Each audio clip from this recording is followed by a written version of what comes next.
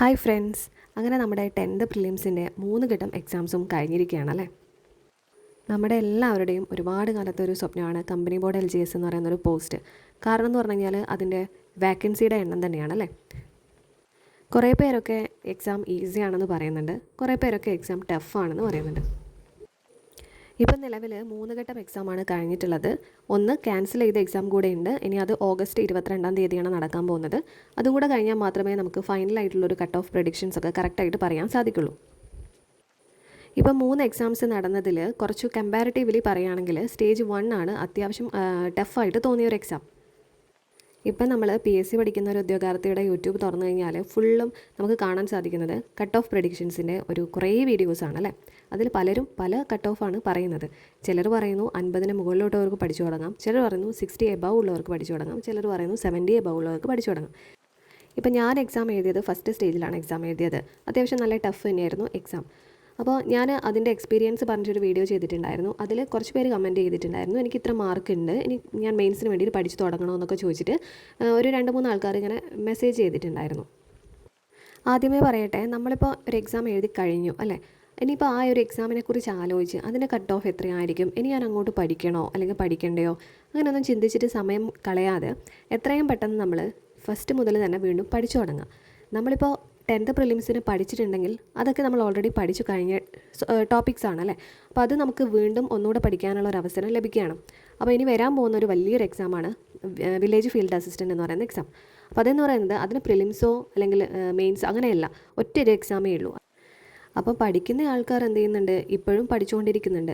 Village field അസിസ്റ്റൻറ്റിന് വേണ്ടിയിട്ടുള്ള തയ്യാറെടുപ്പ് already അവർ തുടങ്ങിക്കഴിഞ്ഞു. അവർ ഇതിനെപ്പറ്റിയൊന്നും ആലോചിക്കുന്നില്ല, കട്ട് ഓഫ് എത്രയായിരിക്കുന്നോ അല്ലെങ്കിൽ ഞാനിനി പഠിച്ചു തുടങ്ങണമെന്നോ ഒന്നും അവർ ആലോചിക്കുന്നില്ല. അവർ ഓൾറെഡി പഠിത്തം ആരംഭിച്ച് കഴിഞ്ഞു. അപ്പം നമ്മളിപ്പോഴും കട്ട് ഓഫ് എത്രയായിരിക്കും അല്ലെങ്കിൽ അടുത്തതിന് പഠിക്കണോ പഠിക്കേണ്ടേ, ഒരിക്കലും നമ്മൾ എക്സ്ട്രാ പഠിച്ചു എന്ന് വെച്ചിട്ട് നമുക്ക് ഒരു കുഴപ്പം ഉണ്ടാവാൻ പോകുന്നില്ല. അത് നമുക്ക് ഗുണം മാത്രമേ ചെയ്യുകയുള്ളൂ. നമ്മൾ എത്ര നേരത്തെ പഠിച്ചു തുടങ്ങുന്നോ അത്രയും നമുക്ക് റിവൈസ് ചെയ്യാനുള്ള ഒരു ടൈം കിട്ടുകയാണ് ചെയ്യുന്നത്.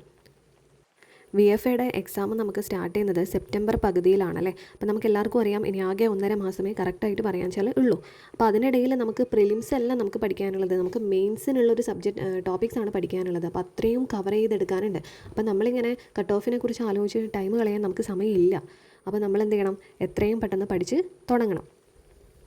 അപ്പോൾ 10th പ്രിലിംസ് ഈസി ആയവരും ആയിക്കോട്ടെ അല്ലെങ്കിൽ ടഫ് ആയവരായിക്കോട്ടെ, അവരെല്ലാം ഓൾറെഡി നമ്മൾ കുറച്ച് ടോപ്പിക്സ് കവർ ചെയ്ത് പഠിച്ചിട്ടുണ്ടല്ലേ. അപ്പോൾ അതവിടെ നിൽക്കട്ടെ. ഇനി നമുക്ക് വില്ലേജ് ഫീൽഡ് അസിസ്റ്റൻ്റ് മെയിൻസിൻ്റെ സിലബസ് നോക്കുകയാണെങ്കിൽ അതിൽ ഒരുപാട് എക്സ്ട്രാ ടോപ്പിക്സ് വരുന്നുണ്ട്. അപ്പോൾ ഇംഗ്ലീഷ് ഉണ്ട്, മാത്സ് ഉണ്ട്, മലയാളം ഉണ്ട്, കറണ്ട് അഫെയർസ് 20 മാർക്കിനാണ് വരുന്നത്. അപ്പോൾ അതൊക്കെ ഇനി എന്ത് ചെയ്യാം, നന്നായിട്ട് സ്റ്റാർട്ട് ചെയ്ത് പഠിക്കാം. അതുകൂടാതെ നമുക്ക് ഇനി വരാൻ പോകുന്നതിൽ NCERT കുറച്ച് ഫോക്കസ് ചെയ്തിട്ട് പഠിക്കാനുണ്ട്. അപ്പം ഞാൻ ഈ ഒരു ടെക്സ്റ്റ് ബുക്ക് എന്ന് പറയുന്നത് ഞാൻ കുറച്ച് മുന്നേ ഇതുപോലെ NCERT നിന്ന് ക്വസ്റ്റ്യൻസ് വന്നപ്പോൾ ഞാൻ വാങ്ങിച്ചു വെച്ച ബുക്കാണ്. അപ്പോൾ ആ സമയത്ത് ഞാൻ കുറച്ച് ടോപ്പിക്സൊക്കെ കവർ ചെയ്ത് അതിനകത്ത് നിന്ന് പഠിച്ചിട്ടുണ്ടായിരുന്നു, കുറേ ചാപ്റ്റേഴ്സൊക്കെ. ഇപ്പം നമുക്ക് 10th പ്രിലിംസിന് ചില ക്വസ്റ്റ്യൻസൊക്കെ ഇതിൽ നിന്ന് വന്നിട്ടുണ്ടായിരുന്നു. അപ്പോൾ ഞാൻ വീണ്ടും ഇത് പൊടിതട്ടി എടുത്തതാണ്. ഇനിയിപ്പം വില്ലേജ് ഫീൽഡ് അസിസ്റ്റൻ്റ് എക്സാം വരുമ്പോൾ നമുക്ക് കുറച്ചുകൂടെ ഫോക്കസ് ചെയ്തിട്ട് NCERT കവർ ചെയ്യാനാണ് ഞാൻ ഉദ്ദേശിക്കുന്നത്. കാരണം മെയിൻസിൻ്റെ എക്സാം ആണല്ലോ, മെയിൻസ് ആണല്ലോ അത് ഫോക്കസ് ചെയ്യുന്നത്. അപ്പോൾ അത്രയും ടഫായിരിക്കും എക്സാം. നമ്മൾ ഇപ്പോൾ കണ്ട എക്സാം ഒന്നുമല്ല, വരാൻ പോകുന്ന VFA നമുക്ക് VFA കിട്ടും എന്നുള്ള പ്രതീക്ഷയിൽ നമ്മൾ പഠിക്കണം. എന്നാലും അത്രയും നല്ലൊരു ടഫ് കോമ്പറ്റീഷൻ ആയിരിക്കും VFAക്ക് ഉണ്ടാവുക. കാരണം വാക്കൻസിയും വളരെ കുറവാണ്. അതുകൊണ്ട് ആ ഒരു രീതിയിൽ വേണം നമ്മൾ പഠിച്ചെടുക്കാൻ വേണ്ടിയിട്ട്. അപ്പം 10th പ്രിലിംസിൻ്റെ 3rd സ്റ്റേജിൻ്റെ എക്സാം, രാവിലെ നടന്ന എക്സാം ഞാൻ വീട്ടിൽ നിന്ന് എഴുതിയിട്ടുണ്ടായിരുന്നു. അപ്പോൾ അതിലെനിക്ക് 75 എബവ് സ്കോർ ചെയ്യാൻ പറ്റിയിട്ടുണ്ട്. അപ്പം അത് അത്യാവശ്യം നല്ലൊരു ഈസി ആയിട്ടുള്ള ക്വസ്റ്റ്യൻ പേപ്പറാണ്. അതുപോലെ തന്നെ 4th സ്റ്റേജ് എടുക്കുകയാണെങ്കിൽ 3rd സ്റ്റേജിനെ വെച്ച് നോക്കുമ്പോൾ കുറച്ചൊരു സ്റ്റേറ്റ്മെൻറ്റ് ക്വസ്റ്റ്യൻസൊക്കെ കയറി വന്നിട്ടുണ്ടെങ്കിലും ഫസ്റ്റ് സ്റ്റേജിനെ നോക്കുമ്പോൾ കുറച്ച് ഈസി ആയിട്ട് തന്നെയാണ് എനിക്ക് തോന്നിയത്. അപ്പോൾ ഓവറോൾ നമ്മൾ എടുക്കുമ്പോൾ ഫസ്റ്റ് സ്റ്റേജ് തന്നെയാണ് കുറച്ച് ടഫായിട്ട് തോന്നുന്നത്. അപ്പോൾ അതിന് നമുക്ക് നോർമലൈസേഷൻ കിട്ടുമായിരിക്കും. അപ്പോൾ എന്തായാലും ഇപ്പോൾ ഫൈനൽ കീ വന്നിട്ടുള്ളൂ, ഫൈനൽ കീ അല്ല, നമ്മുടെ പ്രൊഫഷണൽ കീ വന്നിട്ടുള്ളൂ. ഫൈനൽ കീ വരുമ്പോൾ നമുക്ക് അതിനകത്ത് എത്ര ഡിലീഷൻസും കാര്യങ്ങളൊക്കെ വരുന്നുണ്ടെന്ന് നമുക്ക് നോക്കാം. അപ്പോൾ എന്ത് തന്നെയായാലും നമ്മളൊരു 65 എബവ് ഉള്ളവർ എന്തായാലും പഠിക്കണം. അല്ലാത്തവർ VFAക്ക് വേണ്ടിയിട്ട് ഇപ്പോഴേ സ്റ്റാർട്ട് ചെയ്ത് പഠിച്ചോളാം. എല്ലാവരും കട്ട് ഓഫ് 70 എബവ് പറയാൻ കാരണം കഴിഞ്ഞ 2021 കമ്പനി ബോർഡ് LGSൻ്റെ എക്സാം നോക്കുമ്പോൾ അതിൻ്റെ പ്രിലിംസിൻ്റെ കട്ട് ഓഫ് വന്നിട്ടുള്ളത് 75.54 ആയിരുന്നു. അപ്പോൾ അത് അത്യാവശ്യം കുറച്ചുകൂടെ നമ്മുടെ ഇപ്പോഴത്തെ എക്സാം വെച്ച് നോക്കുമ്പോൾ അത്യാവശ്യം ഈസിയുള്ള ക്വസ്റ്റ്യൻ പേപ്പർ തന്നെയായിരുന്നു.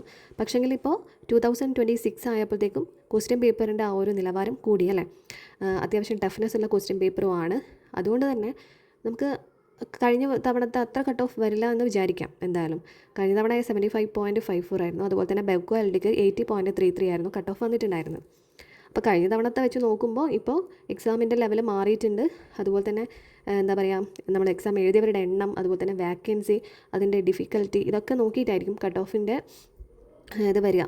അപ്പോൾ നമ്മൾ എന്തായാലും നല്ല രീതിയിൽ തന്നെ നമ്മൾ മുന്നോട്ട് പഠിച്ചു പോവുക, അത്ര എനിക്ക് പറയാനുള്ളൂ എല്ലാവരോടും. കാരണം നമ്മളിങ്ങനെ കട്ട് ഓഫ് എന്ന് പറഞ്ഞിട്ട് ആലോചിച്ചിരിക്കാതെ എത്രയും പെട്ടെന്ന് പഠനം സ്റ്റാർട്ട് ചെയ്യാം.